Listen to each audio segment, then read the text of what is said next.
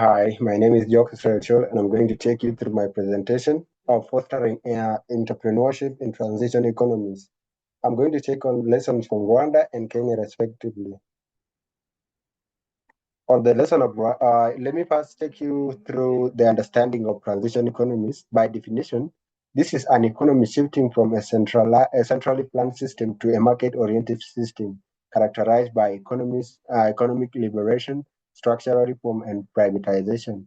The common issues with transition economies are the political instability, weak institutions, and lack of infrastructure, limited access to capital, and skill gaps. The roles played by the government in transition economies, they support through policy framework, they build infrastructure, and they also secure financial incentives. On the short and the balance on the balance of short-term needs, there is a need of immediate job creation. With long-term, there is also need of sustainable economic growth. The challenges are limited resources, policy inconsistency, and the reform on the external aid. On the case study of Rwanda, Rwanda has been really resilient, and it has a support from the government. It has achieved key incentives in key policies such as the Vision 2020, and they are on the way of achieving the Vision 2030. The programs that help them to achieve these visions are the Rwanda Development Boards, which is RDB, and there's also Kigali Innovation City. And interventions used, there is a use of ICT, that is technology, and SME development. There is skill training and the business registration reforms. The challenges faced by the Rwanda are the over-reliance on the government funding and the limited private sector engagement.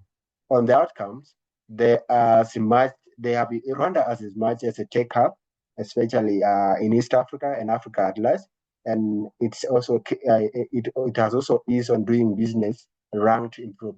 On the lesson taken from Rwanda case study, there is importance of visionary leadership, infrastructure investment, and clear policy framework.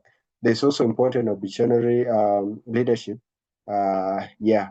So on the case study of Kenya, there is Kenya has also worked on the private sectors. There are M-Pesa, there are tech innovative hubs, that is to say eHub and NILAB. So there are donors that have helped them in this case, such as USAID. There is also CAPSAS partnership. There is DFI support from the entrepreneurship programs. The challenges faced by the Rwanda in the due course are the corruption, regional inequalities, and scalability of initiatives. Actually, the outcomes gotten by the Kenya in this are the thriving tech ecosystem, and there's also strengthened SME sector. On the lessons from my economy learned from Kenya, I will have to leverage private sector's innovation and donor partnership while addressing the governance issues. Actually, on the stakeholder framework for my economy proposal, there is MIT stakeholder framework. The stakeholders at the government, they help in policy formulation, regulatory framework, and infrastructure development. There are also corporate entities which helps innovation, mentorship, market access, and there are also those who reach their capitals. They provide funding, such as they are VCs and the angel investors. They also help like in financial mentorship. At the other end, there are also universities. They help incubations. They help as incubation centers. They also act as research and skills development centers. On the other end, there are entrepreneurs, which drive the innovation. They create jobs and contribute to the economic resilience. On the at the side of building the entrepreneurial ecosystem, strategies for these transition economies, there's need of application of policy and regulatory reforms, such as like advocating for the business friendly tax policies. There's also like a capacity building, entrepreneurship training, and skill development, access to finance, establishment of setup funds, and microfinance institution. There is also infrastructure development, such as physical road, electricity, and the digital, such as broadband and network technology. On the end of the short term versus the long term. The short term is the job creation, and seed funding. On the side of the long term, it should have to be sustainable. That innovations ecosystem has to be sustainable, and it's also have to be regional and inclusive.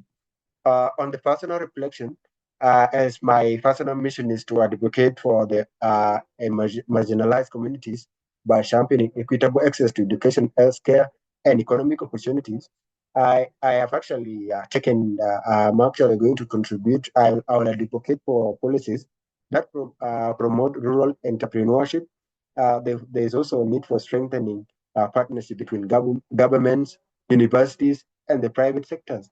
There's a need to support youth entrepreneurship programs. On the conclusion part, summary, there are challenges that are associated with the economic transition. There is political instability, weak infrastructure, and limited financial system. On the potentials, young populations is there to help. There is also a need of digital leapfrogging and untapped resources. On the balance, stakeholders, government will help in the policy and the governance, good governance. On the private sectors, they will innovate and they will invest. On the donors, there is funding, and they will also help as expertise in mentorship. And the civil services, there will be equity and accountability. Regional institution, there will be integration, which that mean like collaboration among the neighboring countries, and there will also be instability. A call to action, I will end this by a call to action by saying building resilient ecosystem by adapting lessons from Rwanda and Kenya will have to contribute to the transition economies of any country. And there's also need to foster inclusive growth through innovation, collaboration, and tailored strategies. These are my references where I've extracted the information that I just presented. And thank you.